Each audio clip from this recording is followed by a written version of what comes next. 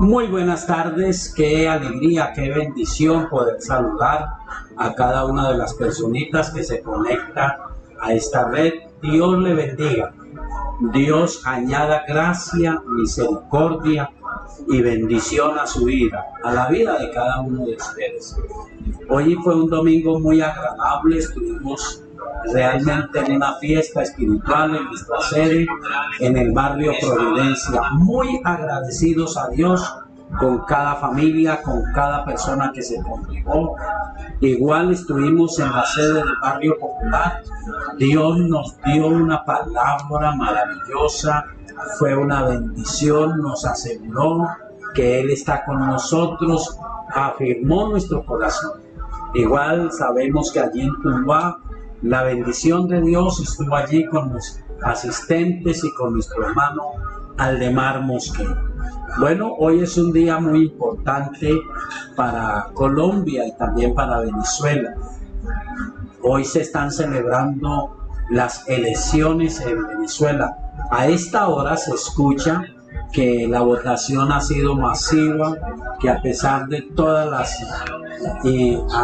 maneras que usaron para impedir, son muchos los venezolanos que han votado y esperamos que Dios los bendiga, que logren un cambio, que ya los que han estado en el gobierno por más de 20 años puedan entender que no fueron la solución para Venezuela y que quienes vienen ahora, ojalá Dios permita, sea sin violencia, sin deseos de venganza, sino con el anhelo de dar una nueva oportunidad a la hermosa República de Venezuela. 24 estados componen la hermosa nación venezolana. Que Dios bendiga a esos 24 estados. También hay una preocupación a nivel espiritual por nuestra querida Colombia. Las iglesias están promocionando para el próximo domingo una marcha por Jesús. Y esta marcha está promovida especialmente por el pastor Ricardo Rodríguez de Avivamiento en Colombia, y todas las sedes cristianas, las ciudades, la están apoyando. Así que en la medida de lo posible nosotros apoyaremos, pero estaremos orando próximo domingo. Así que una gran necesidad para nuestra querida nación colombiana y una gran necesidad para nuestra hermana República de Venezuela. Oremos a Dios en esta tarde. Soberano Señor, gracias por todo lo bueno que eres. Gracias por lo generoso y maravilloso que eres. Tú eres el Dios de todas las naciones. Realmente lo que dice tu palabra en el Salmo número 24 es verdad. De Jehová es la tierra y su plenitud, el mundo y los que en él habitan. Señor, nos unimos a la oración de miles de colombianos, ecuatorianos y todo el mundo que se une a la oración de los venezolanos. Pedimos que traigas para la querida República de Venezuela un tiempo de paz, un tiempo de prosperidad y crecimiento, que todas las sombras, que todas las desgracias que se han enseñoreado de Venezuela pasen, y que venga ahora para Venezuela un tiempo de gracia, de bendición y de misericordia. Que la única sangre que esté sobre Venezuela sea la sangre preciosa de Jesucristo, que limpia de todo pecado, que trae transformación y vida en abundancia. Señor, bendecimos los 24 estados que componen la República de Venezuela y pedimos que cada estado y su capital sean bendecidos, sus veredas, sus corregimientos, su parte rural, su parte urbana. Y Dios, te pido que como hiciste con el pueblo de Israel, de todas las naciones donde han sido esparcidos los venezolanos, ellos puedan volver a su tierra, pero puedan volver en éxito, en triunfo, y que la bendición del Dios del cielo señoree en cada uno de esos 24 estados, y que se dé cumplimiento a lo profético que hay en su himno, que el Dios del libro que ellos mencionan allí los bendiga. El Dios de la Biblia bendiga a Venezuela en cada uno de sus 24 estados y sus 24 capitales, y en cada vereda, en cada corregimiento. Bendecimos esta hermosa nación de Venezuela y pedimos que la gloria de Dios los toque, los bendiga y los ayude. Señor, oramos también por Colombia. Te rogamos que el ejemplo de Venezuela nos sirva a nosotros, que todos los que están en la capacidad de ejercer el poder entiendan, comprendan, Señor, que no es un sistema, es la presencia de un rey al que le queramos servir, al pecado que nos hace esclavos de él, que se enseñorea, que trae una paga de muerte, o al Dios de la gracia y la misericordia, que trae una buena dádiva en Cristo Jesús. Señor, que Colombia y cada uno de los departamentos que hacen grande y gloriosa esta nación, cada uno de los 32 departamentos de los que se forma Colombia, sus capitales, sus veredas, sus corregimientos, su parte insular sea bendecida por el Dios de la Biblia. Gracias, Señor. Gracias, Señor, por la gente hermosa de la ciudad de Armenia, desde la cual se transmite este programa. Bendecimos la ciudad de Armenia, bendecimos el departamento del Quindío, cada una de las ciudades y los departamentos que hace parte del eje cafetero, y bendecimos a nuestra querida Colombia en cada ciudad, en cada departamento donde se transmite, donde se sintoniza este programa, donde a través de las redes, en cada nación donde se escucha este programa, enviamos la bendición, Señor. Tu palabra asegura que la luz resplandece en las tinieblas y las tinieblas no pueden prevalecer contra la luz. Proclamamos que el Evangelio de Jesucristo resplandece sobre Colombia y sobre cada vereda, sobre cada corregimiento y sobre cada nación donde a través de las redes se retransmite este programa. Bendigo cada familia, bendigo cada hombre, cada mujer que escucha este programa, y pido que tu gracia, Señor, que tu bendición sobrenatural llene las vidas y llene los corazones. Señor, a ti te doy todo el honor, toda la honra y toda la gloria. Te bendigo por las bendiciones, Señor, porque terminamos una semana de bendiciones y de éxito, y agradecemos lo que has hecho y lo que harás en medio de nosotros, en el nombre de nuestro Señor Jesucristo. Amén. Bueno, muy agradecidos a Dios, perdón, y a cada persona que está en sintonía. Este es un domingo especial, estamos agradecidos al Señor por lo que escuchamos de Venezuela. Queremos la libertad para esa hermosa república. Queremos que esos 24 estados, sus 24 ciudades tengan éxito, que venga el tiempo de la bonanza. Un abrazo para todos los venezolanos, y yo sé que muchos colombianos quieren, aman a los venezolanos, y en todas las naciones donde nos escuchan. Son una nación tan parecida a nosotros. Realmente, por lo menos en Colombia, ellos se han apoderado de los negocios callejeros, de las ventas ambulantes, están trabajando en lo que sea. Algunos, como nos pasa a los colombianos, son echados para adelante, trabajadores, y unos pocos son perversos y malos.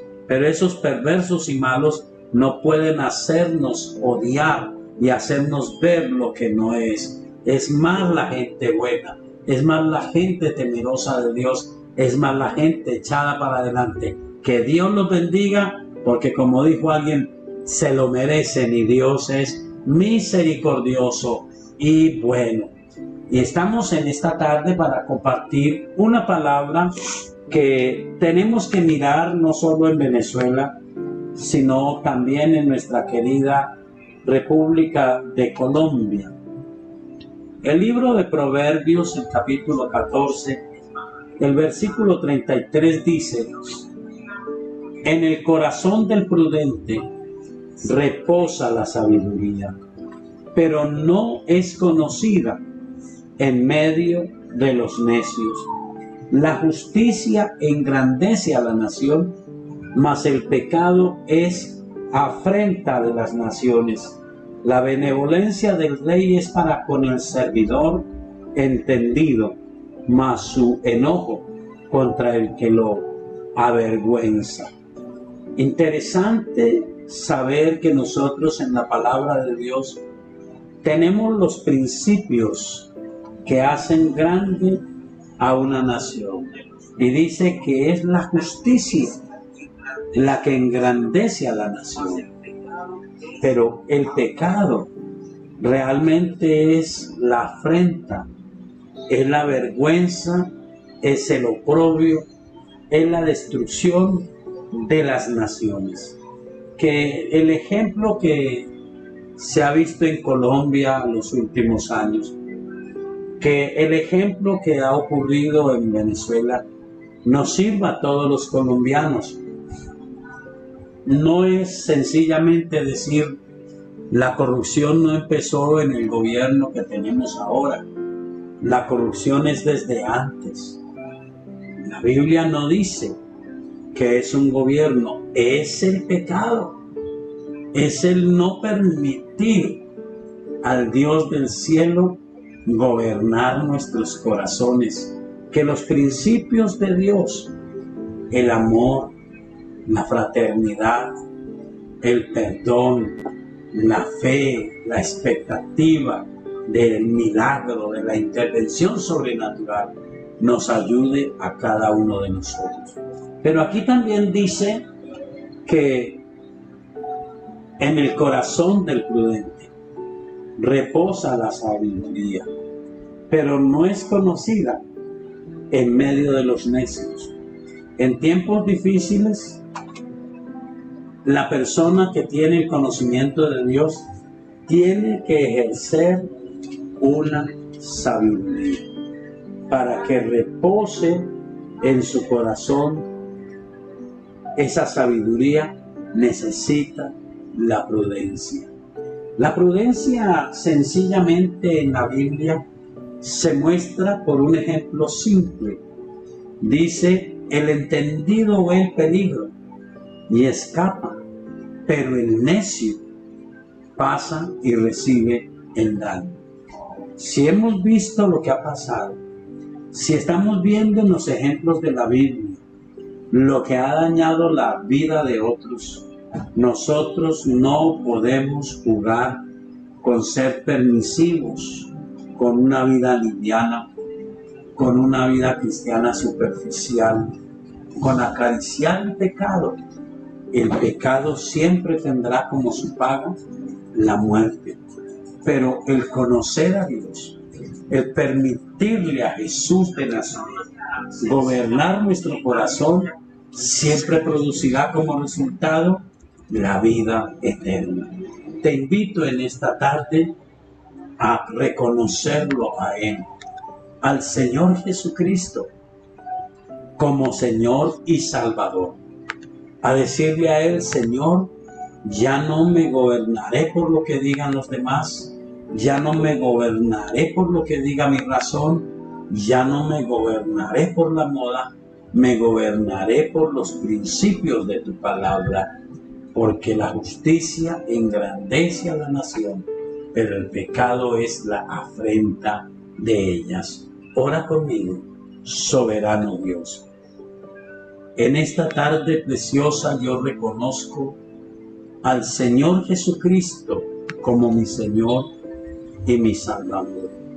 Señor Jesucristo, perdóname, límpiame de todos mis pecados. Te ruego que nos perdones especialmente los pecados que hemos cometido cuando, conociendo tu palabra, no ejercemos la prudencia, cuando viendo los resultados para otros, los resultados en la Biblia para hombres y mujeres que menospreciaron tus mandamientos, que fueron livianos al tocar tu palabra, que fueron permisivos con el pecado, y éste se agigantó, echó raíces profundas y les cobró el precio de la paz, del bienestar y sobre todo de la vida eterna, de la comunión contigo. Te ruego que nos ayudes, Señor, que tu presencia esté en nuestros corazones. Espíritu Santo, que persistas, que insistas en la restauración de nuestras vidas y en revelarte a nosotros como nuestro ayudador y nuestro amigo. Gracias, Señor Jesús. Escribe mi nombre en el libro de la vida y no dejes que sea borrado jamás. Gracias, Dios Todopoderoso. Gracias, Padre Eterno. Gracias, Señor Jesús de Nazaret, y gracias, Espíritu Santo. Amén.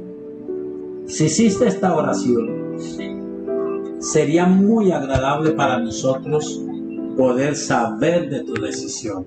Comunícate con nosotros al WhatsApp 315-458-9562 en la República de Colombia. Será una bendición poderte ayudar, poderte orientar, poder orar a Dios para que te ayude y te bendiga. Y cristianos por siempre.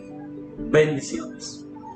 Bueno, comenzamos en esta tarde preciosa nuestro tiempo basado en preguntas razonables y que hemos titulado Biblia abierta.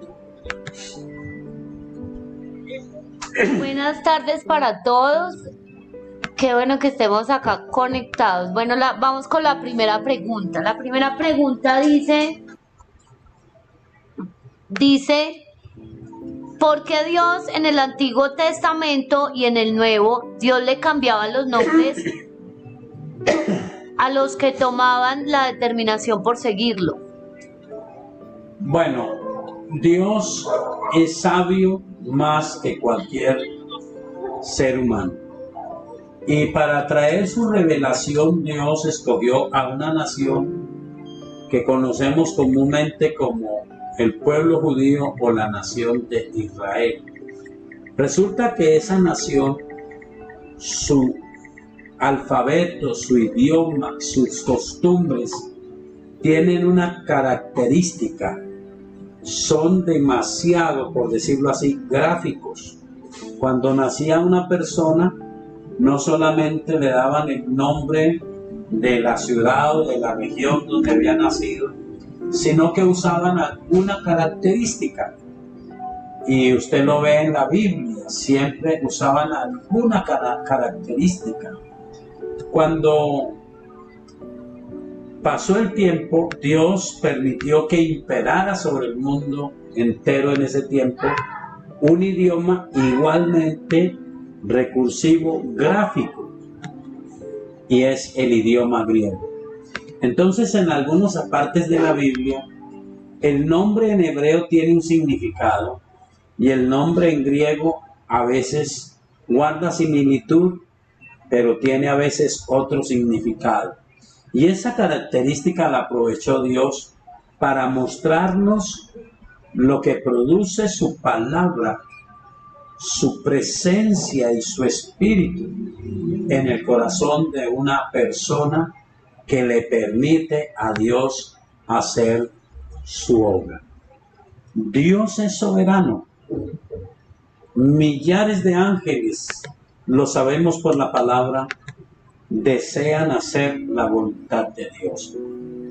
Pero extrañamente, cuando Él enseñó a sus discípulos a orar, en la oración maestra Él dijo que debiéramos de decir: que se haga tu voluntad como en los cielos, así también en la tierra. Él quiere que el deseo de que se haga la voluntad de Él no sea una imposición. De ahí que entonces Él envió a su Hijo Jesucristo para darnos una oportunidad de perdón, nos da su palabra y nos da su Espíritu Santo para darnos una oportunidad de cambio. Y por eso la Escritura dice: si alguno está en Cristo, nueva criatura es. Pero hay ejemplos en la Biblia de lo que es, pudiésemos decir, el antes y el después. Y el ejemplo que yo puedo usar es muy conocido. Es un hombre que le da valor a lo espiritual, que tiene una fe con convicción profunda, pero que tiene una naturaleza que viene desde su nacimiento y, de acuerdo a la costumbre hebrea, establece su nombre. Estoy hablando de Jacob. Y todos sabemos por el argumento bíblico que el nombre Jacob en el hebreo significa suplantador. Ese era Jacob. Si usted se toma la tarea de leer su nacimiento, desde el nacimiento se lo colocaron porque, aunque él era gemelo, fue a nacer su hermano y él se apoderó de su pierna y era apenas un bebé que iba a nacer.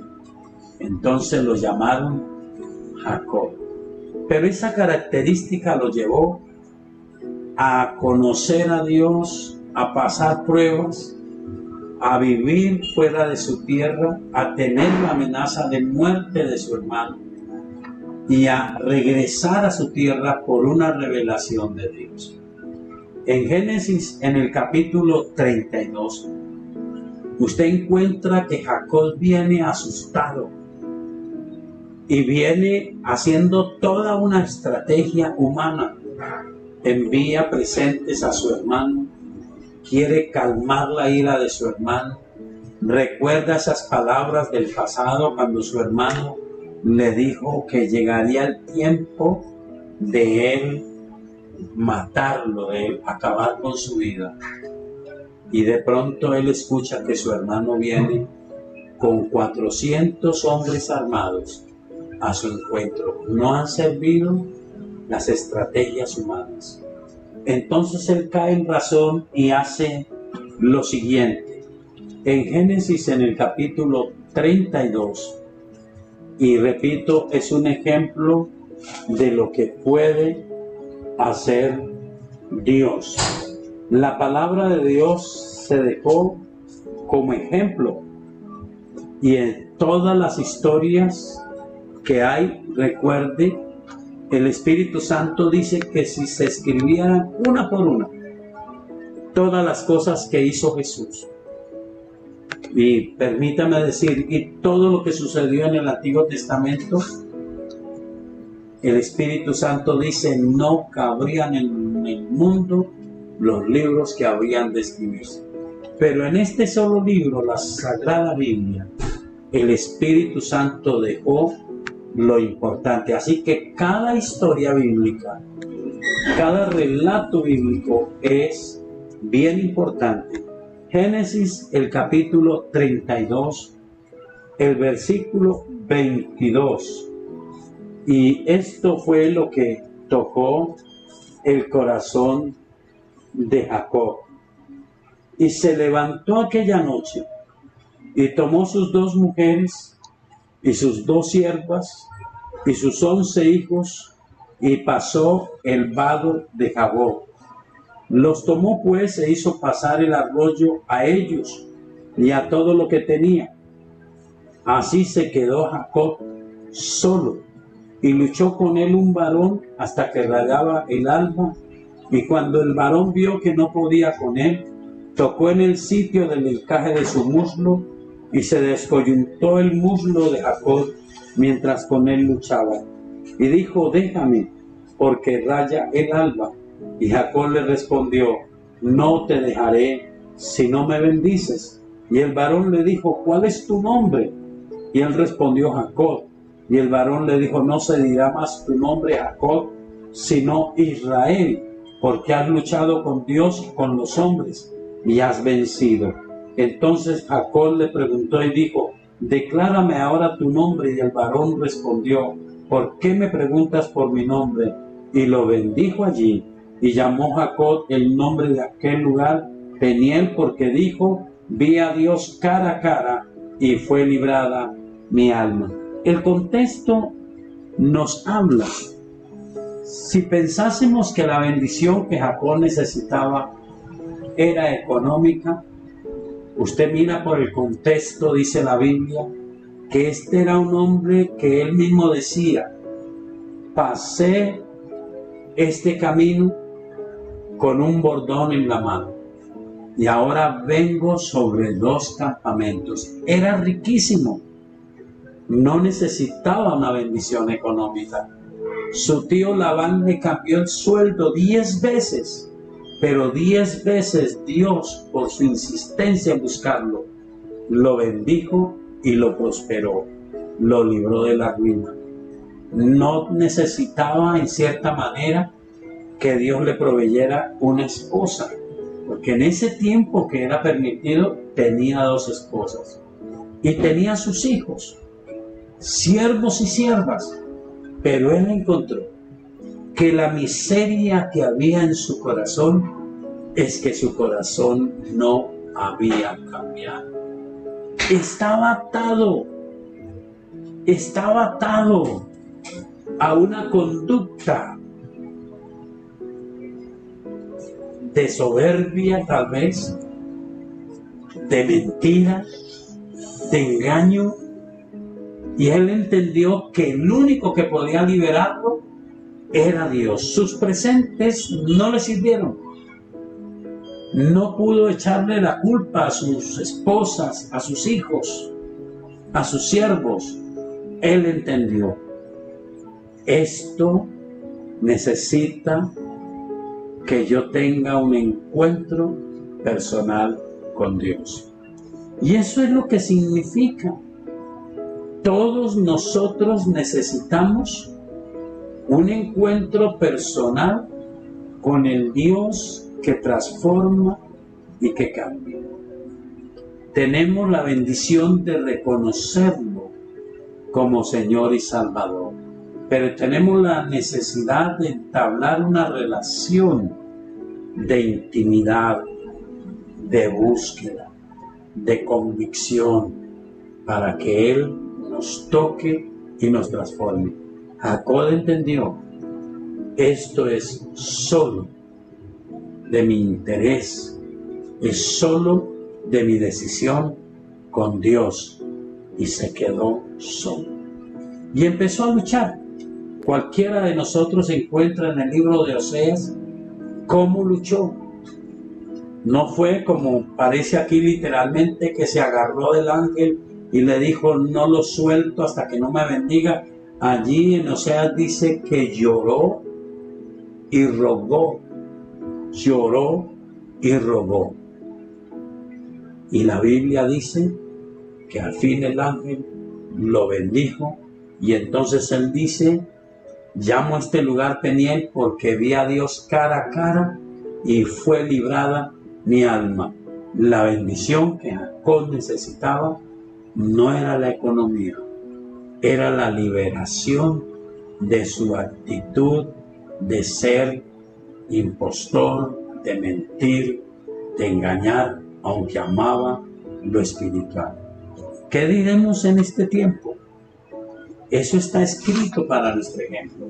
Necesitamos no plenamente la bendición material. Dios sabe que la necesitamos.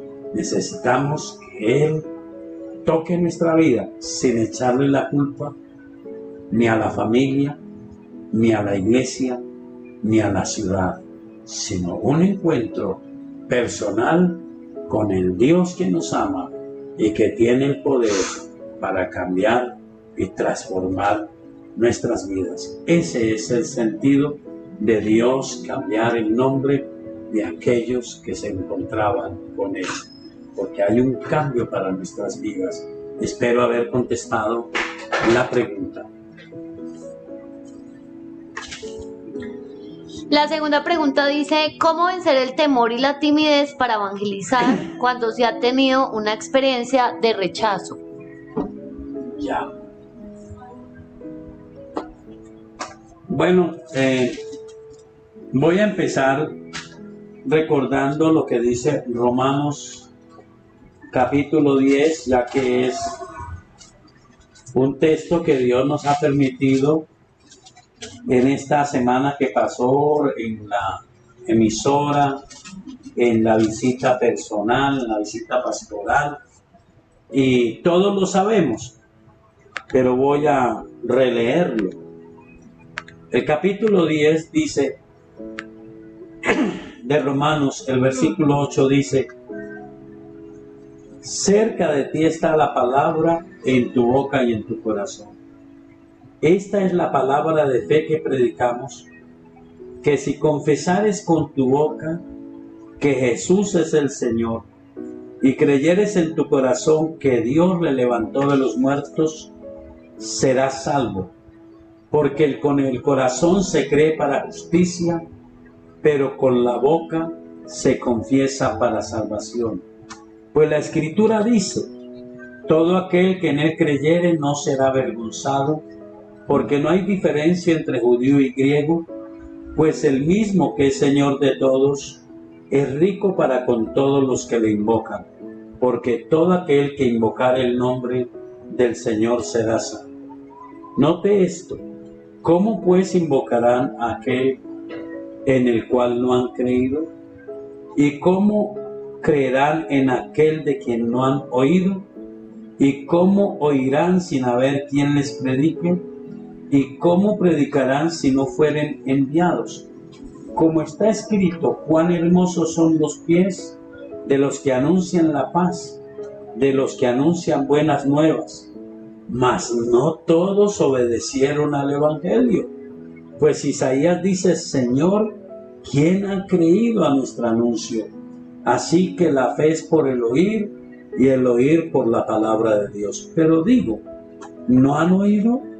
Antes bien por toda la tierra ha salido la voz de ellos y hasta los fines de la tierra sus palabras. También digo, ¿no han conocido esto Israel? Primeramente Moisés dice, yo os provocaré a celos con un pueblo que no es pueblo. Con pueblo insensato os provocaré a iras. E Isaías dice resueltamente, fui hallado de los que no me buscaban. Me manifesté a los que no preguntaban por mí. Me interesa hasta ahí. La Biblia dice que no todos obedecen al Evangelio. En realidad, el ejemplo maestro, el primer predicador del Evangelio, fue el Señor Jesucristo. Pero Jesús de Nazaret no dejó de predicar, aunque sabía que entre los que lo estaban escuchando habían varios, no uno, varios, tratando de encontrar de qué acusarlo, tratando de poder tergiversar una expresión, una palabra que él dijera, haciéndole preguntas, las llamamos ahora capciosas, preguntas para arrancar alguna manera de acusación. Y aunque a veces les hablaba a ellos, no se detenía por eso, seguía predicando, seguía hablando la palabra de Dios, porque él estaba convencido que él era el Salvador, que él podía perdonar los pecados, que quienes creyeran en él, como dice esta escritura, eran salvos. Entonces, cuando dice aquí que cómo oirán si no fueren enviados, es el primer requisito para poder hablarle a otro del Evangelio. En cualquiera de los evangelios usted puede escuchar y leer. Dice la Escritura que cada uno de nosotros, porque dice a sus discípulos, les ordenó que predicaran el evangelio. Lo dice en San Marcos, lo dice en San Mateo, lo dice en el evangelio de Lucas, que cada uno de los que creen en predique el evangelio, eche fuera a los demonios, sane a los enfermos, y nadie puede hacerlo si no está convencido que Él es el Salvador. Si yo permito que el evangelio que yo creo llegue al nivel oscuro de la religiosidad. ¿Cuál es el nivel oscuro de la religiosidad? Jesús dijo: yo soy el camino, la verdad y la vida. Nadie va al Padre si no es por mí. La Biblia, la palabra del Dios del cielo, asegura: hay un solo Dios y un solo mediador entre Dios y los hombres, el Señor Jesucristo. La religiosidad dice: todos los caminos conducen a Dios. Pero la Biblia dice: hay caminos que al hombre le parecen derechos, pero su fin es la muerte. Entonces, primero es quien está convencido que Jesús es el Señor y es el Salvador, el que recibe el mandato de ir. Quien está convencido que hay una salvación, y si hay una salvación es porque hay una condenación. Primero tiene que haber esa convicción, esa compasión por el que está perdido. Jesús sentía compasión por la gente. Les predicaba la palabra, los liberaba, los sanaba, pero les predicaba la salvación. Nosotros hemos cambiado el orden.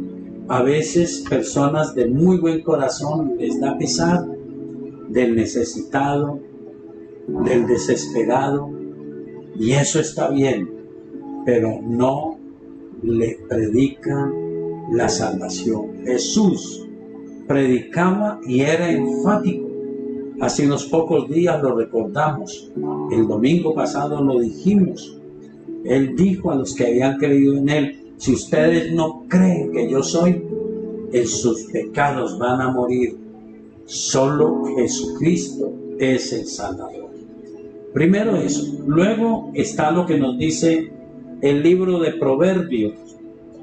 Entonces te animo a, si estás convencido, hombre o mujer que hace esta pregunta, que Jesucristo es el Salvador, entonces Dios te ha llamado y sabes que sin Cristo hay una condenación. Pero en Proverbios, en el capítulo 24, nos da una verdad que lo han experimentado quienes han servido al Señor y han dejado de hacer. Proverbios capítulo 24, versículo 10.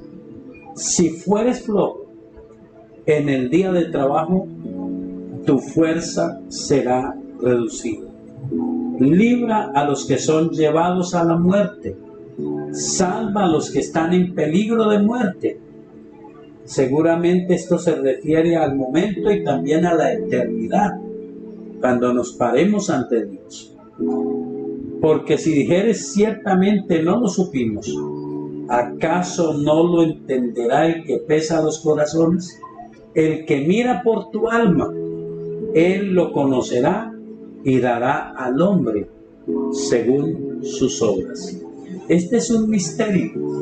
Si no hay la convicción, no hay la certeza de la salvación. Pero si hay la certeza de la salvación y no se hace, entonces dice: nuestra fuerza es reducida. Todo el que lo hace, y yo bendigo a Dios por la iniciativa de nuestra querida pastora y nuestra pastora Hilda, nuestra pastora Alicia Andrea, que dan a la iglesia una oportunidad que, según como se mire, es una bendición o es un trabajo. Trabajo de evangelismo que ellos hacen con todos los elementos que hay en los diferentes equipos de evangelismo, en el trabajo completo, es la oportunidad de que usted sea adiestrado y venza los temores. Y claro que van a resultar. ¿Quiénes rechazan? No es de todos la fe, pero no todos rechazan. Así que tiene que abrirse el corazón en la fe para creer que muchos van a oír. Nuestra fuerza se reduce porque cuando no lo hacemos, nos convencemos que nadie va a creer. Pero Dios hace que muchos abran su corazón. Hay otros elementos que ya cada uno, y por eso bendigo a Dios por el trabajo que hacen, porque seguramente que lo tienen que hacer. La oración, el escudriñar la palabra, el usar textos especiales que Dios da a cada persona para que la fe se produzca por el oír la palabra, la convicción que da el Espíritu Santo. Y por ahí otro texto de la Biblia dice: el que gana almas es sabio. Entonces hay que hacerlo. No hay otra manera de vencer el temor. Y esta persona que hace la pregunta me da a entender a mí que está en una escala intermedia, porque cuando dice, cuando me han rechazado y cuando nadie cree, entonces estás listo o lista para pasar al nivel superior y saber, no todos aceptan, pero hay muchas almas preciosas, y yo veré en mi vida lo que dice el Salmo 126. ¿Lo recuerda? Irán dando y llorando el que lleva la preciosa semilla, pero volverá la tarde trayendo sus gavillas. Habrá un buen fruto. O puede ver su fuerza reducida, y Dios nos guarde, llegará el día de presentarnos ante el Señor y dirá con toda razón: Señor, yo no sabía que era tan grave, solo sabía que no querían creer y no tuve fuerzas. Pero recuérdalo, te lo estoy diciendo, si fueres flojo en el día de trabajo, tu fuerza será reducida. Y es un imperativo, es un llamado del Espíritu. Salva, libra a los que son llevados a la muerte, salva a los que están en peligro de muerte. Que Dios te bendiga, que Dios te ayude, y que en vez de tirar para abajo, tira para arriba, por medio de convencerte que así hay salvación y por medio de hacer. Dios bendiga tu vida.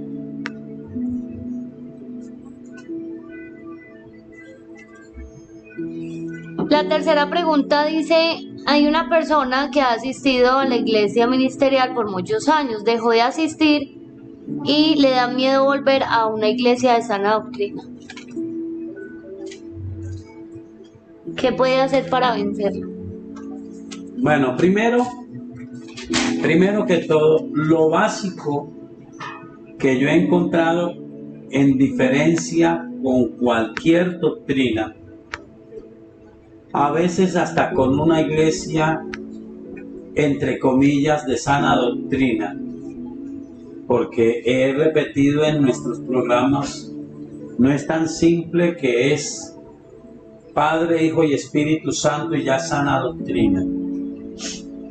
Hay imposiciones humanas, hay enseñanzas humanas. Entonces, lo básico es aplicar lo que dice Jesús de Nazaret, especialmente lo que dice el Evangelio de San Mateo, el capítulo 11. Es básico. Evangelio de San Mateo, capítulo 11, el versículo 28. Dice, el versículo 25 voy a leer.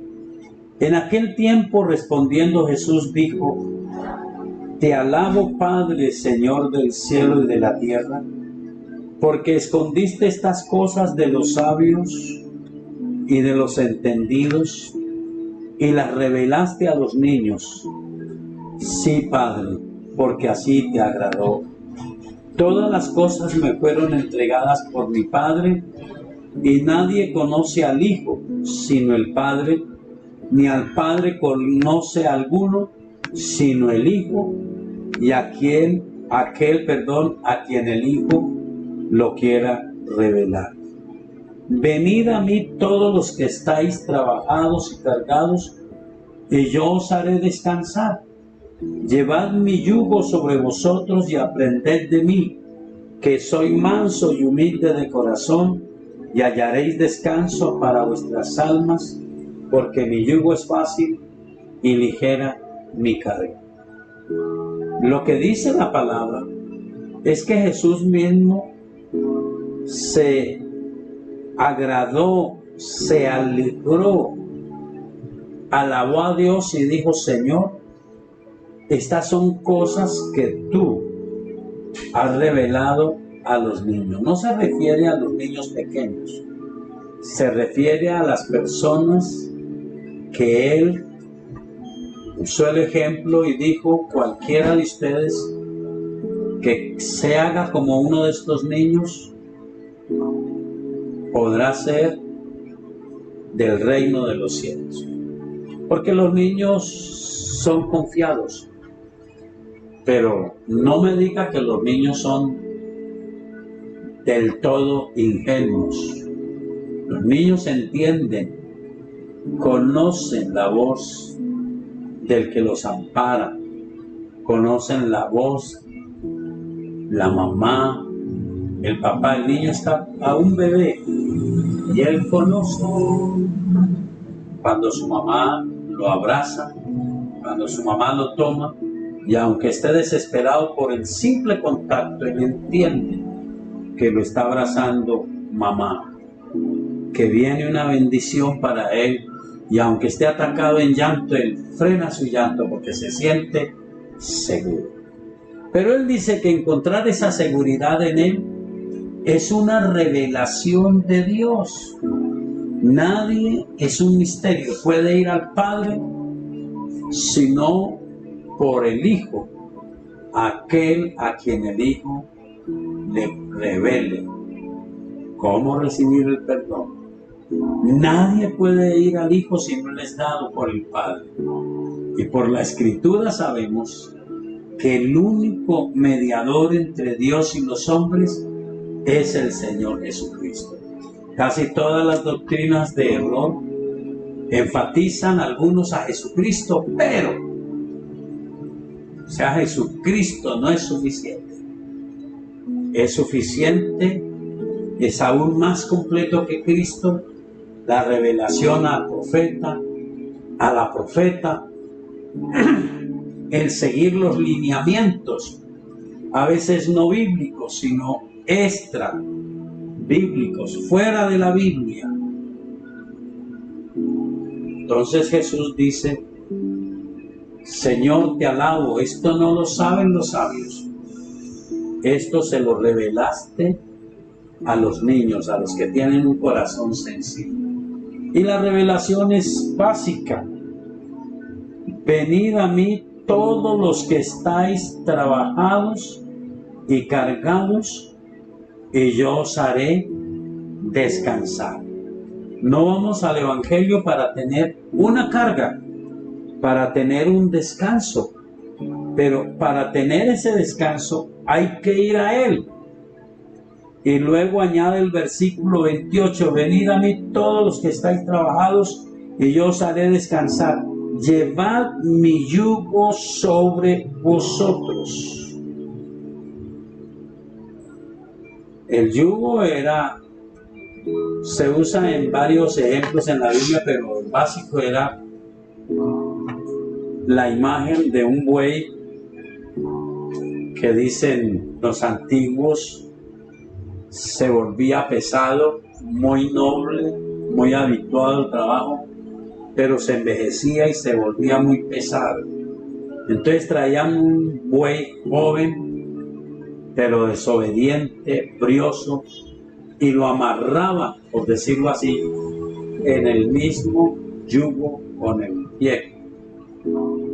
El viejo aprendía con el joven a ser más dinámico, porque los bríos del joven lo obligaban, pero los impulsos de rebeldía del joven eran dominados porque el viejo era pesado.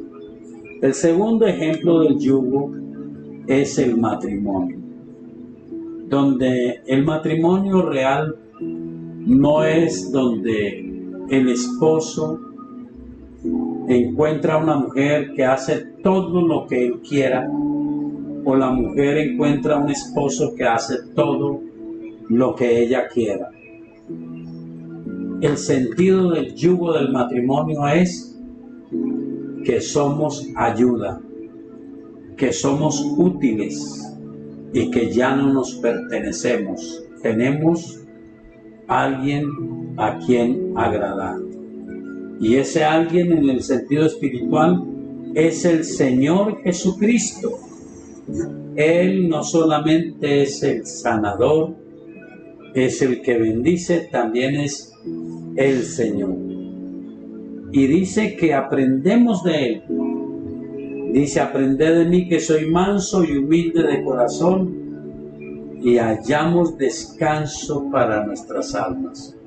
Esto se refiere al crecimiento espiritual. Tal vez de principio no es fácil. Tal vez de principio hay que aprender. Tal vez de principio, como todos nosotros lo hemos pasado, se oponen las costumbres, pero tenemos la Biblia abierta para decirnos cuál es la palabra de Dios. Y entonces cuando confrontamos las costumbres con la palabra, nos quedamos con la palabra, porque estamos llevando el yugo de Él y estamos aprendiendo de Él. ¿Qué dice la Biblia? Que si logramos esto, hallamos descanso para nuestras almas. No hay otra cosa que hacer. No podemos suavizar el Evangelio. No podemos decir, vamos a hacer como hacían donde usted estaba. Tenemos que decirle, este es Jesús, esta es su palabra. Si le permites entrar en tu corazón, Él va a traer paz para tu alma, va a traer bendición, va a traerte soluciones, pero reveladas en su palabra. Y humanamente lo conocemos nosotros como primeros pasos con Jesús, increíble. Hay gente que está en un grupo errado y no sabe qué es la oración, no sabe qué es congregarse, porque tiene una distorsión en para qué nos congregamos. No saben qué es la Biblia y no saben qué es dar testimonio. No saben qué es discipularnos, no saben qué es consolidar, no saben cuál es la escuela del Señor, de la cual somos muy bendecidos en nuestra querida iglesia. Así que esto es todo lo sencillo. No podemos ofrecer más, pero es suficiente. Venid a mí todos los que estáis trabajados y cargados, que yo os haré descansar. Llevad mi yugo sobre vosotros y aprended de mí, que soy manso y humilde de corazón, y hallaréis descanso para vuestras almas. Espero haber dado luz sobre ese tema. Dios te bendiga. Son las 7:07. No, esto ya por ahí.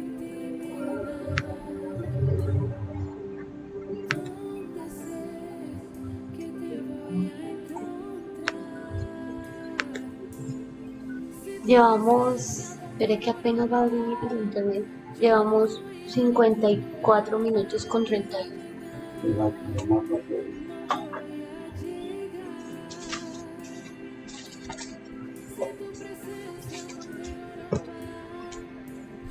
¿Cómo hago para enseñar a orar a mis hijos? ¿Cómo hago para enseñar a orar a mis hijos? Bueno, esto es bien sencillo, ¿no?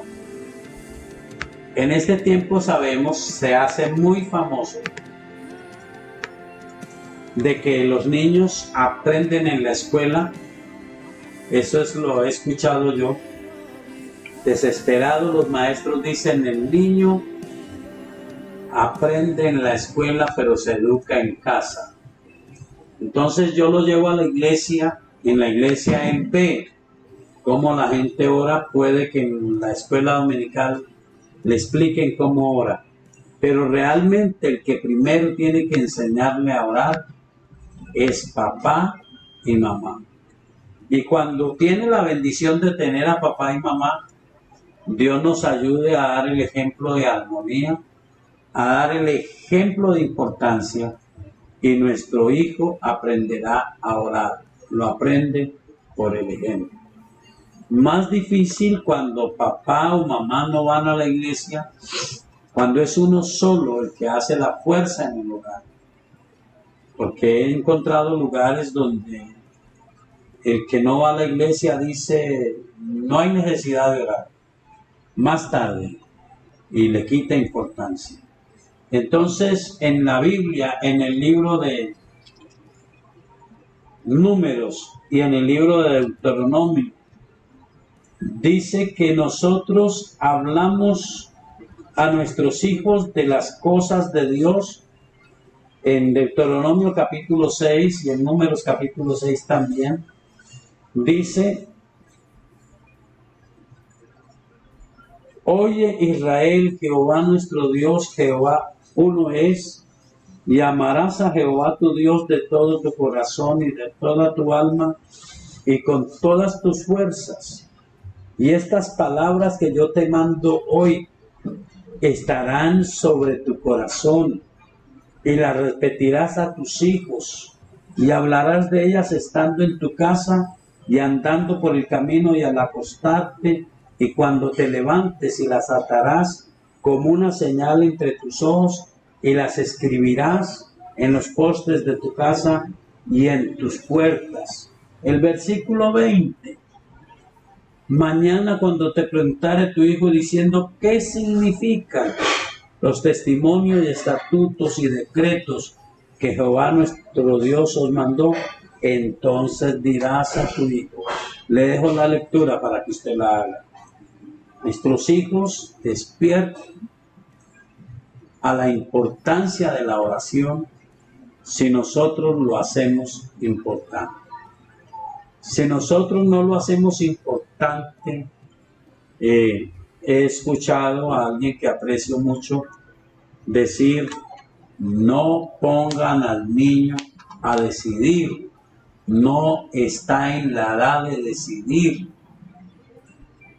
Entonces nosotros en el tiempo moderno estamos cometiendo el error de que nuestros hijos pequeños los ponemos a decidir.